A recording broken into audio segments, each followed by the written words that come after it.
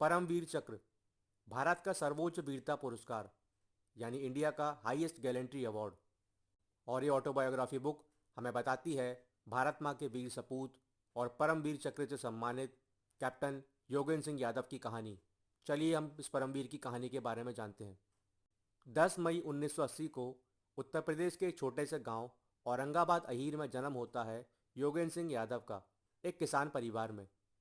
बचपन से ही योगेंद्र सिंह यादव का सपना था भारत की फौज में जाना। इसके पीछे कारण भी था। कारण ये था कि उनके पिता खुद एक रिटायर्ड फौजी भी थे और उनका बड़ा भाई ऑलरेडी भारत की सेना में कार्यरत था। इसलिए योगेंद्र सिंह यादव ने कड़ी मेहनत शुरू कर दी इंडियन आर्मी में जाने के लिए। और उनका सपना तब सच हुआ जब 27 दिसंबर 1996 को उनका 16 साल की आयु में इंडियन आर्मी में सिलेक्शन हो गया। इसके बाद अपनी ट्रेनिंग पूरी करने के लिए Yogendra the grenadiers regimental centre जो जबलपुर में है वहाँ चले गए। कई महीनों की इंटेंस ट्रेनिंग हुई योगेंद्र सिंह यादव की जबलपुर में।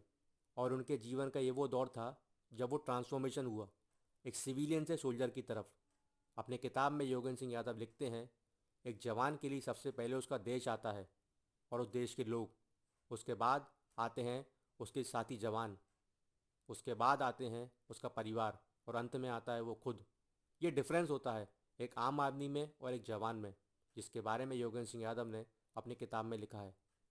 जबलपुर में अपनी ट्रेनिंग खत्म करने के बाद योगेंद्र सिंह यादव जम्मू कश्मीर चले गए। हालांकि इसी बीच साल 1999 में उनका विवाह भी हो गया। हालांकि शादी हुए कुछ दिन ही हुए थे कि कारगिल का युद्ध छिड़ चुका था और यह जवान भारत माँ की रक्षा के लिए कूद पड़ा। कारगिल में कई सारी ऊंची ऊंची पहाड़ियाँ हैं और पाकिस्तान के सैनिकों ने इन्हीं टॉप माउंटेन्स पर अपना बेस बना लिया था। शुरुआत में हिंदुस्तान की सेना को काफ़ी मुश्किल हुई। इसका कारण ये था कि टॉप पे बैठे वो पाकिस्तानी जवान ऊपर से बैठ के नीचे का पूरा मूवमेंट देख रहे थे हिंदुस्तान की सेना का। हालांकि ये भी हिंद की सेना थी, हिम्मत हारने वालों में से नहीं थी।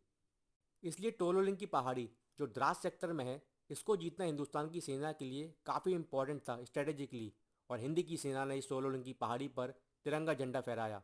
इसमें भी योगेंद्र सिंह यादव का काफ़ी अहम किरदार रहा।